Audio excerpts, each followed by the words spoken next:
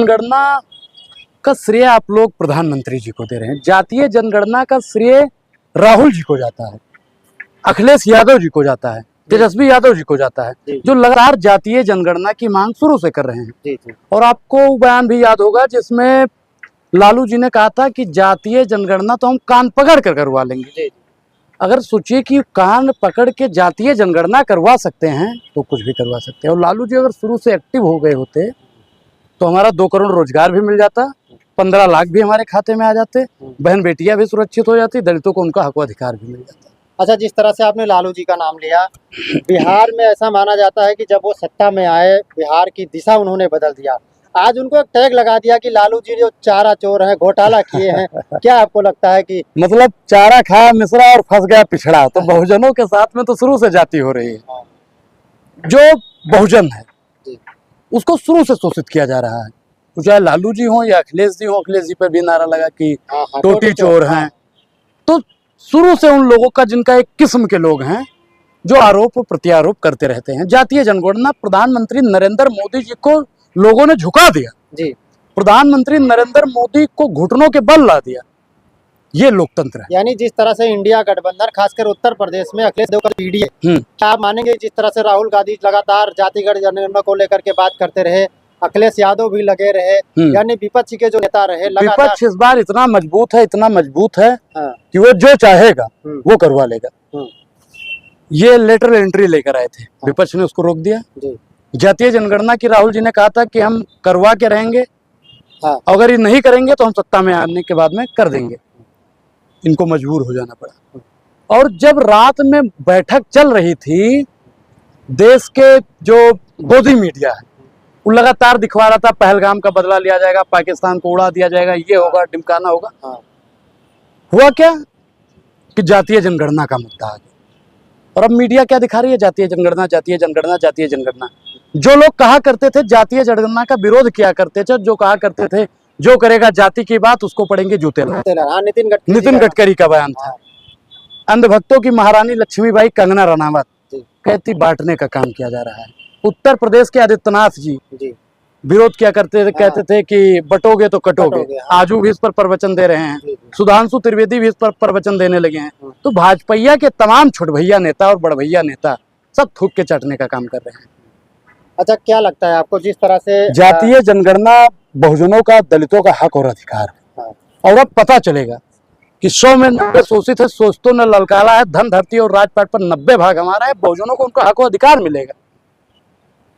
अब पता चलेगा कि बहुजन का विधायक कितना है, बहुजन का सांसद कितना है, बहुजन का मंत्री कितना है, बहुजन का आदमी कितना सचिवालय में है, बहुजन का कितना डीएम है, कितना कलेक्टर है, कितना क्या है, वो सब अब पता लगने का समय आ गया है।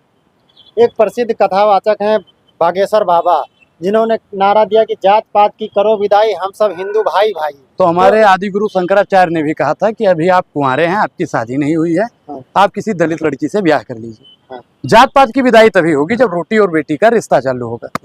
मोहन भागवत जी का भी अभी बयान आया था कि कुआं, समाधि, मंदिर सब एक होना चाहिए। तो जाति पाति की विदाई होगी कैसे?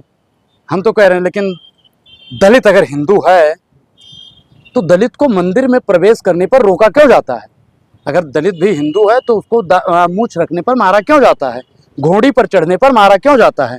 अभी आपने जल्दी में देखा होगा, अलीगढ़ में जय भीम का नारा लगाने पर एक दलित लड़के को पीटा गया बहुत जल्दी, रिसेंटली। तो आप बताइए कि अगर दलित हिंदू है तो उसके साथ में जाति क्यों हो रही है? सवाल बनता है ना। तो दलित तो अपने आप को अब हिंदू की कैटेगरी से ही बाहर कर रहा है। और शुरू से अगर वो हिंदू था तो उसका शोषण क्यों हो रहा था? आज भी दलित को अपनी खटिया पर क्यों नहीं बैठाया जा रहा है? अखिलेश यादव पूर्व मुख्यमंत्री रहे, उत्तर प्रदेश में समाजवादी पार्टी के राष्ट्रीय अध्यक्ष हैं। वो एक मंदिर में जाते हैं, मंदिर धुलवाया जाता है। तो आपको ये भी याद होगा कि जब उन्होंने अपना मुख्यमंत्री कार्यालय खाली किया था तो उसको गंगा जल से धुलवाया गया था। अब वो तो भैया कृष्ण भगवान के वंशज हैं, यदुवंशी हैं। तो जब उनके साथ में शोषण हो रहा है तो आम जो गरीब गुरबा दलित पिछड़ा अल्पसंख्यक है उसके साथ में कितना हो रहा होगा ये दुनिया जानती है। अच्छा, जिस तरह से आपने देखा कि कश्मीर में, जम्मू में क्या हुआ, निर्दोष भारतीयों को जो है आतंकवादियों ने गोली मारा। चलिए, अच्छी बात है कि आप ऐसे पत्रकार हैं जो कह रहे हैं भारतीयों को मारा गया। कुछ लोग तो दिखा रहे हिंदू मुसलमान का सीधा एंगल दे रहे हैं, जो भाजपा के बिके हुए पत्रकार हैं। सरकार को इस पर शीघ्र संज्ञान लेना चाहिए। सरकार पता नहीं क्या कर रही है। मैं ईश्वर से प्रार्थना करता हूं कि मोदी जी को सद्बुद्धि आए, ताकि प्रधानमंत्री नरेंद्र मोदी जी कड़ा एक्शन लें। कुछ पत्रकार उनकी छाती नापते हैं कि 56 इंच की है, कुछ लोग हैं जो उनको बब्बर शेर की उपाधि देते हैं। तो प्रधानमंत्री की वो शेर वाली छवि कहाँ गई? पूरा विपक्ष इनके साथ में है कि प्रधानमंत्री जी जो फैसला लेंगे हम लोग उनके साथ में हैं। और हम भी कहते हैं कि प्रधानमंत्री नरेंद्र मोदी जी से हम लोग देश का मसला रहेगा, हम देश में लड़ लेंगे। लेकिन अब देश से विदेश का मामला है। पाकिस्तान इतना छोटा सा है, उत्तर प्रदेश के बराबर भी नहीं। हाँ, उससे भी छोटा है। तो आज प्रधानमंत्री की 56 इंच की छाती कहाँ गई? आपको याद होगा कि जयशाह के पापा का बयान था कि 370 हटने के बाद में और नोटबंदी के बाद में आतंकियों की हमने कमर तोड़ दी। हाँ, सीए एनआरसी आ गया जब से। आतंकियों की अगर इन्होंने कमर तोड़ दी तो वो आतंकी हमारी सीमा में घुसे कैसे? ये सवाल होना चाहिए सरकार से। जी। सवाल क्रिया के विपरीत प्रतिक्रिया सरकार कब करेगा? हमने जिनको 2 आंखें दी हमको आंख दिखावत, हम 7 ज्ञान में लगे रहे 7 कबूतर खावत है। जिस दिन हम गोली का बदला गोली से दे पाएंगे, आतंकी चंद दिनों के पाप दूर हो जाएंगे। थप्पड़ खाए हैं गद्दारों के, हम इतने भी कमजोर नहीं। भारत माँ के सैनिक है, कोई भाड़े के मजदूर नहीं। सेना को खुली छूट दे दो कि गद्दारों के खंजर घोपे और पड़ोसी के झोली में गद्दारों घुस घुस के पाकिस्तानियों को मारिए। आप अपने पास आज देख रहे हैं कि अग्निवीर की वजह से हम लोग कमजोर हो रहे हैं। सरकार को चाहिए कि भर्ती निकाले लगातार और बॉर्डर को इतना मजबूत कर दे, इतना मजबूत कर दे कि रक्षा मंत्री का और गृह मंत्री जी का। नेपाल जैसा देश जो भारत के आगे हमेशा नतमस्तक रहता था, वो भी आंखें दिखा रहा है। तो क्या लगता है कि भारत की जो विदेश नीति है या जो इनकी जो सुरक्षा एजेंसियां हैं कि अपना काम करने में सफल नहीं हो पा रही हैं? मैं अगर कुछ बोलूंगा तो बवाल हो जाएगा। कुछ बहन लोग हमको डराने से हैं, हमको मालूम है कि हम निशाने पे हैं। तो कुछ लोग भैया नेहा सिंह राठौर ने सिर्फ सवाल कर लिया था। हाँ। तो उनके ऊपर देख रहे हैं कि कितना सरकार से सवाल पूछना। प्रधानमंत्री जी का ही बयान है कि लोकतंत्र में आलोचना होनी चाहिए, आलोचना लोकतंत्र की आत्मा है। लेकिन आज इस देश का सबसे कायर प्रधानमंत्री, सबसे बुजदिल प्रधानमंत्री अगर कोई हुआ है तो नरेंद्र मोदी जी हुए, जो सामने वाले को लाल आंख नहीं दिखा पाते हैं। कहा करते थे हम लाल आंख दिखाएंगे, लाल आंख दिखाएंगे। अब समय है लाल आंख दिखाने का, समय है बदला लेने का, लेकिन कब लेंगे अभी दुनिया जाने। अच्छा, क्या आपको लगता है कि इस देश के प्रधानमंत्री कभी राहुल गांधी हो सकते हैं? या बिल्कुल होंगे। आप नोट कर लीजिएगा और रिकॉर्ड कर लीजिएगा कि राहुल गांधी इस देश के प्रधानमंत्री बनेंगे। इंदिरा जी को आप याद कीजिए, इंदिरा जी ने पाकिस्तान को नंगा कर दिया था। 93,000 सैनिक उनके घुटने के बल हो गए।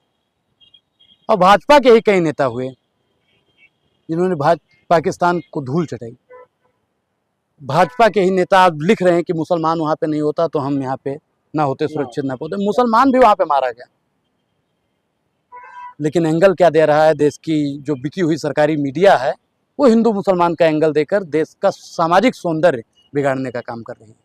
अच्छा, जिस तरह से नेहा सिंह राठौर के ऊपर एफआईआर दर्ज हो रहा है देश के कोने कोने से, बहुत देखिए, जिस समय हमें पाकिस्तान से लड़ना चाहिए था, हमारे देश के कुछ लोग हमारे देश की बेटियों से लड़ रहे हैं। ये बड़े दुर्भाग्य की बात है। हम लोग नेहा सिंह राठौर के साथ। क्या लगता है आपको कि जिस तरह से भारतीय जनता पार्टी या मोदी जी या उत्तर प्रदेश में योगी जी एक ये कहते हैं कि बेटी बचाओ बेटी पढ़ाओ, मिशन शक्ति, महिला शक्ति, कहानी और कथनी में बहुत फर्क होता है। हाँ। जाके पाँव न फटे विवाही तेका जाने पीर पर आई। अगर मोदी जी का और योगी जी का बाल बच्चा होता तो बेटी का और बेटे का दर्द समझते।